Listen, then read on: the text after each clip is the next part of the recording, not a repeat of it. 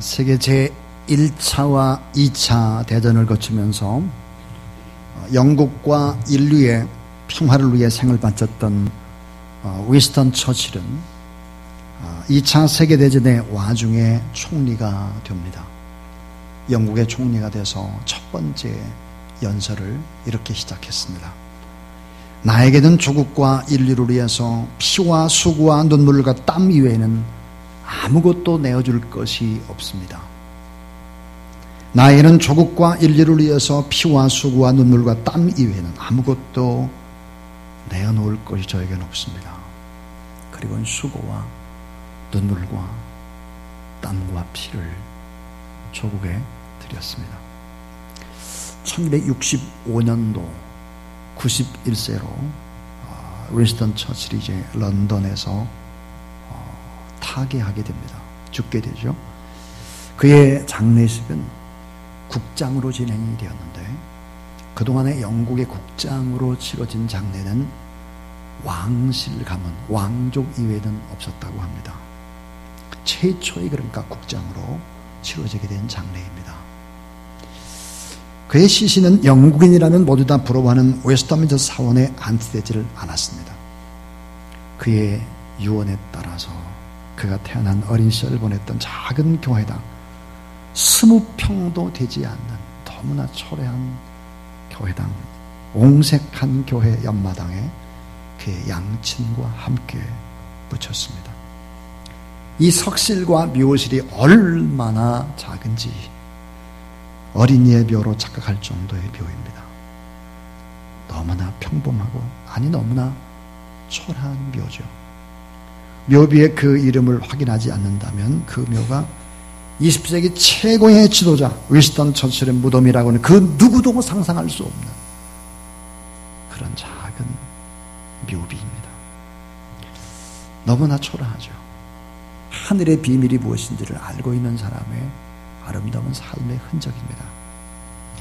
자, 풍성하고 아름다운 삶, 이런 삶들을 여러분이 꼭 살아가게 되기를 주님의 이름으로 축원합니다. 평양에 가면 김일성과 김정일의 시신이 안치되어 있는 금수산 궁전이 있습니다. 너무 대종화되죠.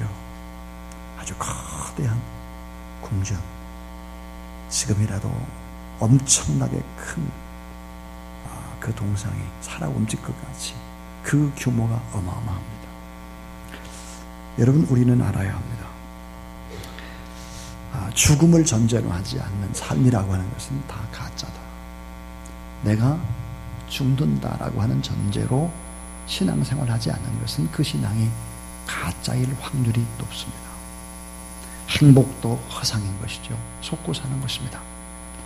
삶의 풍성한 것, 눈으로 보이는 것, 내가 죽는다라고 하는 것을 전제로 하지 않으면 그 행복은 너무 천박스럽습니다. 창세기 4장 24절에 보면 셋도 아들을 낳고 그 이름을 에노스라 하였으며, 따라하세요. 그때에 사람들이 비로소 여호와의 이름을 불렀더라. 자, 여러분, 에노스라 하였으며 그때 사람들이 비로소 여호와의 이름을 불렀더라 그랬습니다. 에노스가 보통 명사인데 에노스는 죽을 수밖에 없는 존재다, 그런 말입니다. 내가 죽을 수밖에 없는 존재인 것을 인식했을 때 드디어 비로소 여호와 하나님을 찾은 것입니다. 그러니까 하나님 앞에 내가 곧 죽습니다. 오늘이 내 인생의 마지막인 것처럼 하나님 앞에 예배 드릴 때 그 예배가 진짜예요. 그 기도와 그 찬양이 진짜인 것입니다. 죽음을 전제로 하지 않는 것은 대부분 가짜이기 때문이죠. 저는 이번 한 주간 동안에 아브라함의 생애의 맨 마지막 그 임종은 어땠을까? 하나님의 사람 모세의 임종은 어땠을까? 다윗은 어땠을까? 이 세 사람의 마지막의 삶들을 조명해 보려고 합니다. 이들의 삶은 결론으로부터 얘기를 하면 너무나 풍성했고 너무나 아름다운 그런 생애였습니다. 자, 오늘 본문은 아브라함의 임종의 순간입니다. 아름다운 임종을 맞이하고 있는 모습을 소개하죠. 마지막에 석양이 너무너무 귀합니다.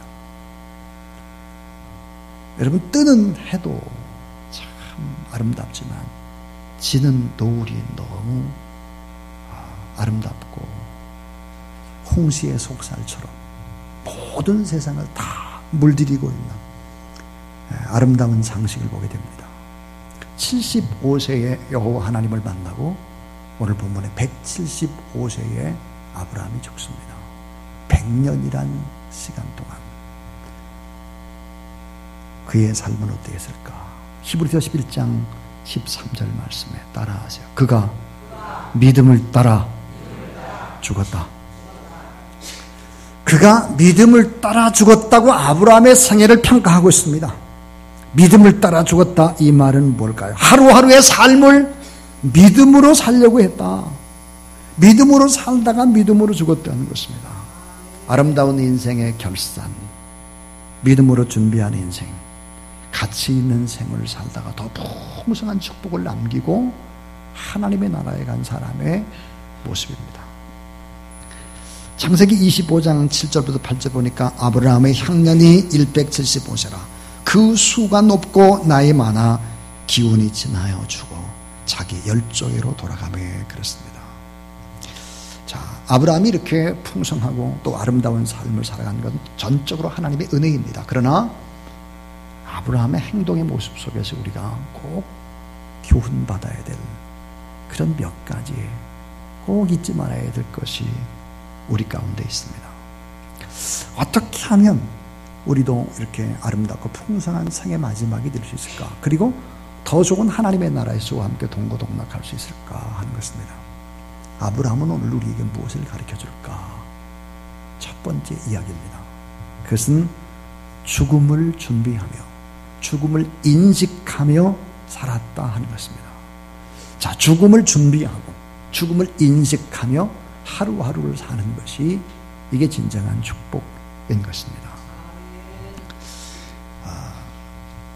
저는 안식년 기간을 가질 때 뉴질랜드에서 방 한 칸을 세내가지고 살고 있었습니다.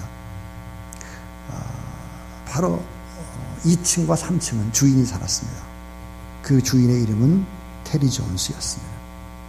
가까이 주인과 이제 지내면서 어느 날 주인이 살고 있는 2층 집에 찾아가서 차를 마시고 대화를 했습니다. 한번 차를 마시는데 소파 위에 책 한 권이 있었어요.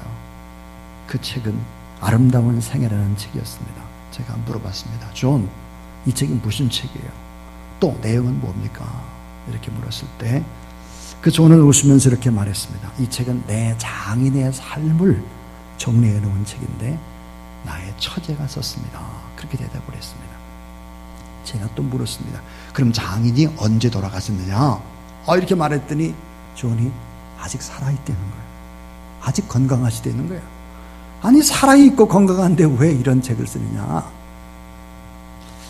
자, 그 책을 보니까 장인이 어디서 태어났고 어디서 성장을 했고 또 공부는 어찌 했고 결혼은 어떻게 했고 자녀는 어떻게 양육했고 이런 것들이 쭉 다 글로 써져 있는 거예요. 근데 이 책의 맨 마지막에는 자녀들과 집안 친지들이 그 장인에 대한 삶을 회고하는 그런 내용들로 채워져 있었습니다. 그리고 자기의 삶에 이 자네의 장인을 보고 느꼈던 것들이 이렇게 기록이 되어 있는데 이런 내용이었습니다. 아빠는 제게 너무 자상하셨어요. 저는 영원히 아빠의 기쁨이고 싶어요. 그리고 사랑하는 딸하고 사인을 했습니다. 아빠는 저의 참 모델이었습니다. 근면하게 사시는 모습 속에서 저는 많은 삶을 배웠습니다. 아빠를 닮기 원하는 아들하고 또 사인을 했어요. 형님, 제가 잘못된 길로 갈 때 저를 위해 눈물을 흘리던 형님을 잊지 못합니다. 형님은 저에게 선생님이었습니다. 동생 누구누구 사인. 이 같은 글들을 보면서 참 감동을 받았습니다. 제가. 그리고 테리 존스의 장인을 가운데 모시고 찍은 사진이 뒷표지에 장식을 하고 있었습니다.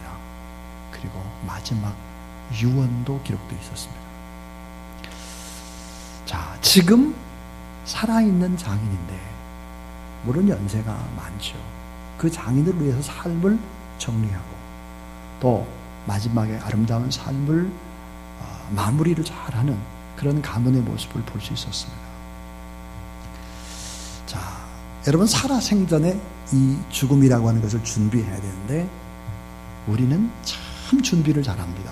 예를 들어서 고등학교 3학년짜리가 대학에 진학하기 위해서 얼마나 준비를 열심히 하는지 모릅니다. 대학에 들어가서 좋은 회사에 취업을 하려고 또 준비를 엄청 합니다. 결혼 준비 너무 하죠. 근데 정작 해야 되는 죽음의 준비는 너무 않습니다. 인생을 마무리하고 그 마무리의 끝이 얼마나 중요한데, 자녀들에게 후손들에게 얼마나 중요한데, 그 마지막 모습을 보고 또 살아가야 될 후손들이 얼마나 귀한데, 그리고 주님 앞에 설 날을 준비를 잘 안 하는 거예요. 정작 중요한 준비는 이건 마귀에게 속고 있는 거죠. 오늘 아브라함은 살아생전에 이런 준비를 잘한 사람입니다. 창세기 25장 6절에 보니까 자기 서자에게도 자물을 주어 자기 생전에 그들로 자기 아들 이삭을 떠나 동방곳 동국으로 가게 했더라 그랬습니다. 오늘 말씀 보니까 살아생전입니다. 죽기 전이에요. 죽기 전에 아브라함은 세 가지를 준비를 잘했습니다. 그 하나가 뭘까? 가족들에게 화목의 길을 준비시켰습니다. 화목. 아브라함은 사라를 통해서 이삭을 얻고 하갈을 통해서 이스마엘을 얻고 오늘 본문 1절에 보니까 그두라를 통해서 또 자녀를 얻게 되는데 화목할 수 있도록 결단을 내리고 있습니다. 아브라함이 죽은 후에 일어나게 될 자녀들 간의 갈등과 분쟁의 요소를 줄이기 위해서 서자의 자녀들에게도 땅을 분배해주고 이삭과 떨어져서 살도록 조처를 하고 있습니다. 살아생전에 하나님 앞에서 자식들의 장래를 생각하면서 갈등을 최소화하고 화목을 위해서 노력하는 부모, 이건 대단히 중요합니다. 요즘 우리는 아주 볼상스러운, 너무나 마음이 불편한 모습들을 보고 있죠. 롯데그룹의 부자간의 전쟁입니다. 여러분이 롯데그룹만 부자간의 전쟁을 한 것이 아니죠. 현대그룹도 왕회장, 정주영 회장 있을 때 왕자의 난이 있었습니다. 현대그룹만 그랬습니까? 아니죠. 효성도 그렇고 삼성도 작년만 하더라도 이건희 전 회장과 또 형님이 또 싸움을 했죠. 무슨 얘기를 하려고 하는 것입니까? 참 아름답고 풍성한 삶은 물질에 있지 않고 환경에 있지 않습니다. 속빈 강정처럼 돈이라고 하는 그 허무한 것을 붙잡고 인생을 살아가는 사람들은 형제도 부모도 없는, 너무나 여러분 안타깝고 천박한 그런 삶들을 살게 되어 있습니다. 아브라함은 가족들에게 적절한 유산을 분배하면서 화목의 길을 준비시키고 있습니다. 여러분도 이런 준비를 잘 할 수 있게 되기를 주님의 이름으로 축원합니다. 또 하나는 깨끗한 인간관계입니다. 그리고 금전관계죠. 자, 여러분 신앙생활과 인간관계, 신앙생활과 금전관계 결코 무관하지 않습니다. 결코.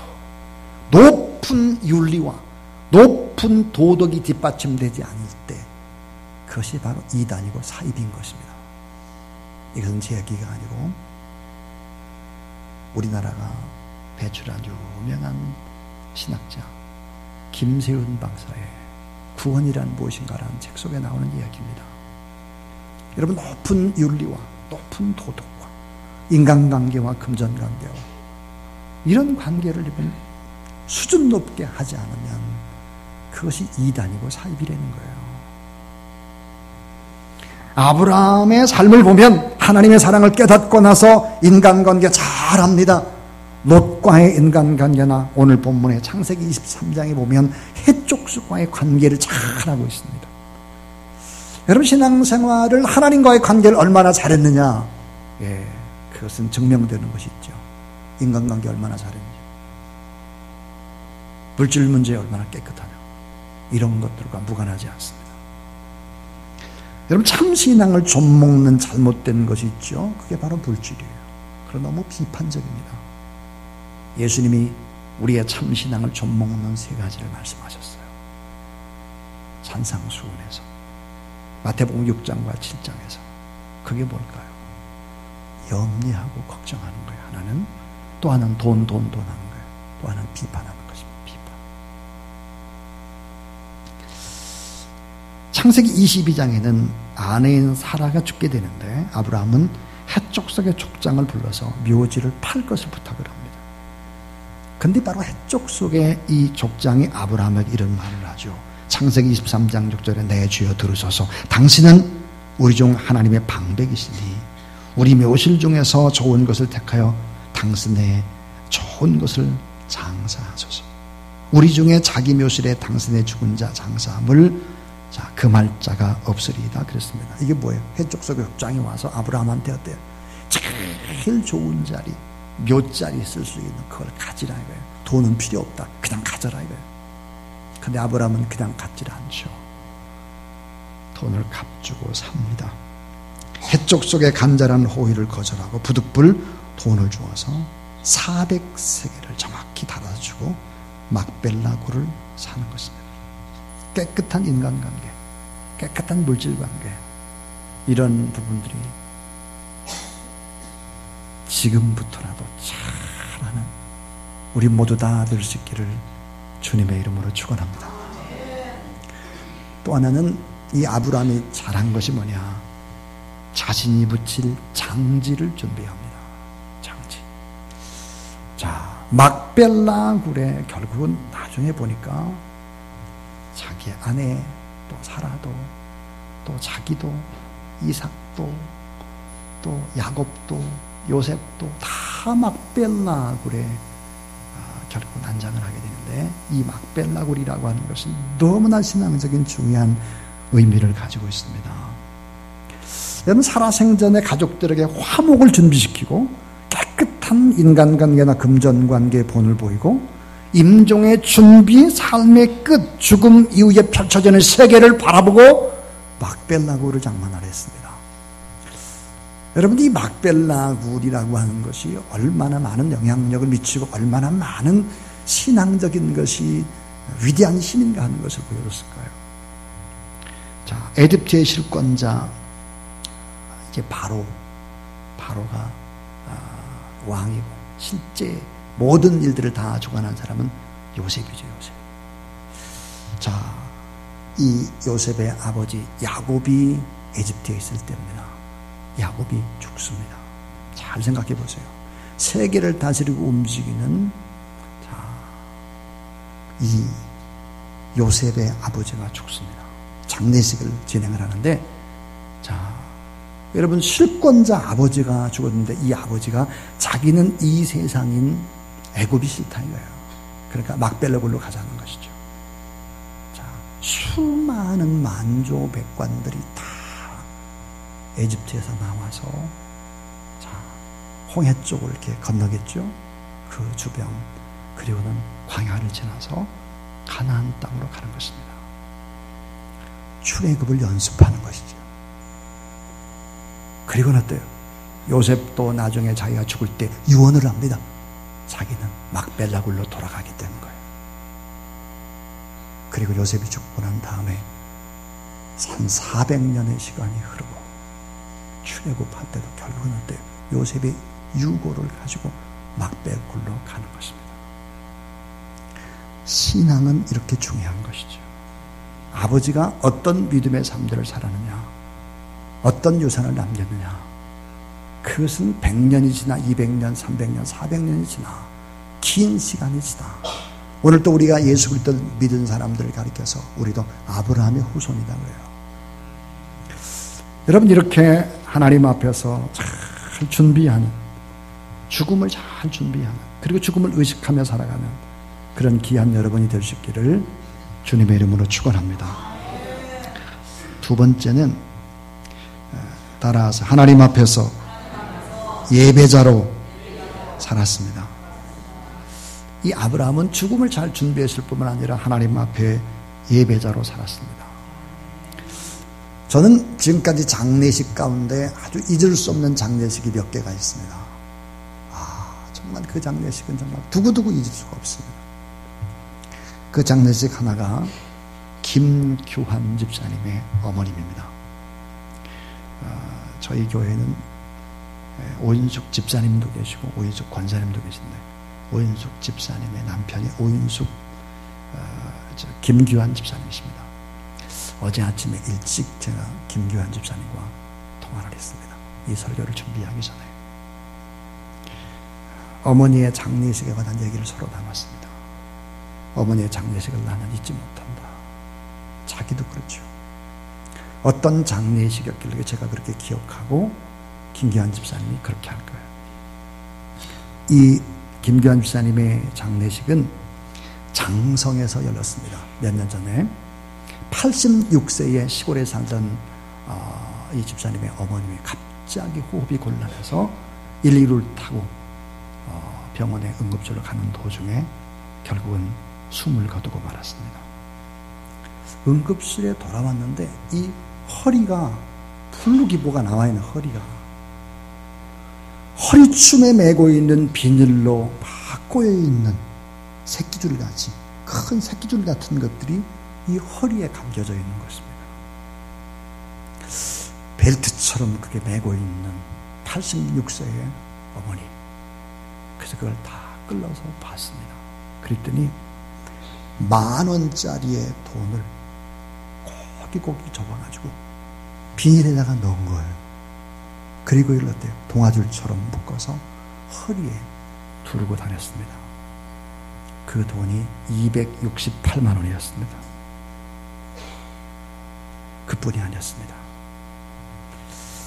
이 평소에 이 김규환 집사님 어머님은 추석 때나 또 이제 구정 때나 이렇게 명절 때 또 인사하러 이렇게 내려가게 되면 가족들이 혼자 사셨기 때문에 자녀들이 오게 되면 야야야야 저 창고에 가면 허름한 박스 하나가 있을까? 허름한 박스. 그 선반 위에다 올라놨는데 그거 내가 죽으면 한번 열어봐. 살아 있을 때 열지 말고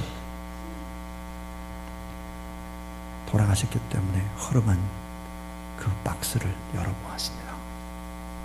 여러분 놀랍게도 그 박스 안에는 자신의 몸을 감쌀 곱게 짠 수의와 삼배 옷과 한복과 꽃신과 이런 것들이 다 준비되어 있을 뿐만 아니라 돈이 700만 원이 있었습니다. 여러분 왜 이 같은 준비를 다 했었을까요? 그것은 86세에 돌아가시기 전에 11년 전에 남편이 갑자기 돌아가신 것입니다. 근데 장례를 치를 수 있는 비용이 없는 거예요. 관 하나 제대로 마련할 수가 없었던 거예요. 서울에 있는 가족들도 다 바쁘게 뭐 살고 다 어렵게 살고 다 그렇게 했던 것이죠. 자식들에게 짐이 되지 않으려고 하는 사랑하는 어머니의 간절한 준비였던 것이죠. 자, 그것을 바라보는 자녀들이 어땠을 것 같습니까? 그 자녀들이 아마 무언의 엄청난 교육이었을 거예요. 지금도 잊지 않고 저도 잊지 않고 감동을 하고 있는데 그 자녀들이 아마 다른 길로 갈 수 없었을 것 같아요. 그래서 김기환 집사님한테 물었어요. 요즘 가정이 어떠냐 그런데 가정이 다 많이 이렇게 좋아져서 참 잘 지내고 있다. 그래서 인사하러 이제 오겠다. 우리 어제 그런 얘기를 나눴습니다. 여러분 이렇게 잘 준비되고 하나님 앞에 예배로 준비하고 이런 준비된 아름다운 삶이라고 하는 것은 결코 자녀들에게 잊을 수 없는 그런 축복의 교훈을 주고 있다라고 하는 것이죠. 하나님 앞에서 아브라함은 예배자로 살았습니다. 아브라함 그럼 떠오르는 것이 무엇입니까? 단이죠, 단. 자기의 자녀를 드리던 단입니다. 자기의 자녀 이삭을 드리던 그 단. 그는 예배의 사람이었습니다. 따라해 주세요. 예배의 회복은 삶의 회복이다. 예배에 성공해야 삶에서 성공할 수 있다. 여러분, 예배는 하나님을 바라보는 시간이고 하나님께서 우리 가운데 역사하시고 말씀하시고 깨닫게 해주시기 때문에 예배에 성공해야, 이 예배는 미래를 조율해가는 하나님의 손길을 경험할 수 있습니다. 예배가 하나님과의 만남이고 하나님을 향한 우리의 응답입니다. 자, 이 아브라함은 어디를 가나 하나님 앞에 예배 드리는 사람이었습니다. 이 예배가 바로 회복의 에너지원이죠. 그래서 예배는 교육보다 더 중요합니다. 예배 드리는 것은 이웃을 구제하는 것보다 더 중요하고 선교하는 것보다 더 중요합니다. 왜 그럴까요? 여러분, 예배가 바로 우선돼야 하기 때문이죠. 선교 중요해요. 구제 중요합니다. 전도하는 거 너무 중요해요. 그러나 이 사명을 잘 감당하기 위해서는 하나님 앞에 드리는 예배에 성공해야 끝까지 이것을 감당할 수 있기 때문에 예배가 더 중요한 것입니다. 따라해 주세요. 너희는 나를 찾으라. 그리하면 살리라. 예. 이 마지막 세 번째 아브라함이 잘한 것이 있죠. 그것은 바로 축복을 후손에게 계대시켰다 하는 것입니다. 축복을 후손에게 계대시켰다. 창세기 25장 11절에 아브라함이 죽은 후에 하나님이 그 아들 이삭에게 복을 주셨고 이삭은 부엘라헤로이 근처에 거하였더라 그랬습니다. 하나님이 그 아들 이삭에게 복을 주었다 그랬어요. 자, 축복은 어때요? 다음 세대로 계대가 되어야 합니다. 나 때문에 우리의 자녀들이, 우리의 가정이 복을 받고, 나 때문에 우리 교회가, 나 때문에 우리의 민족이, 나 때문에 우리의 선교사님들이 마음껏 또 축복을 전할 수 있다면 이 얼마나 좋겠나. 하나님은 갈대아 우르에서 우상을 만들어서 파는 우상장수의 아들을 선택하셨습니다. 그 아브라함을 부르신 이유, 선택의 이유, 구원을 베푸신 이유, 그건 뭘까요? 축복을 후대에 계승시키고 축복의 근원이 되고 축복의 통로가 되고 그 축복이 산물이 되어 많은 사람들을 살려내기 위해서 아브라함을 불렀듯이 오늘 우리가 아브라함의 자손이라면 여러분 때문에 이 축복의 기름 부음이 흘러가게 되기를 주의 이름으로 축원합니다. 축복은 계승되어야 합니다. 자녀의 가슴 속에 축복은 계대되어야 합니다. 머물지 않고 흘러가야 되죠. 요한복음 12장 9절에 보면 나사로 까닭에 많은 유대인이 가서 예수를 믿음이로라 그랬습니다. 여러분 까닭에 많은 사람들이 예수 그리스도를 믿게 되는 그런 축복의 은혜가 있게 되기를 주님의 이름으로 축원합니다.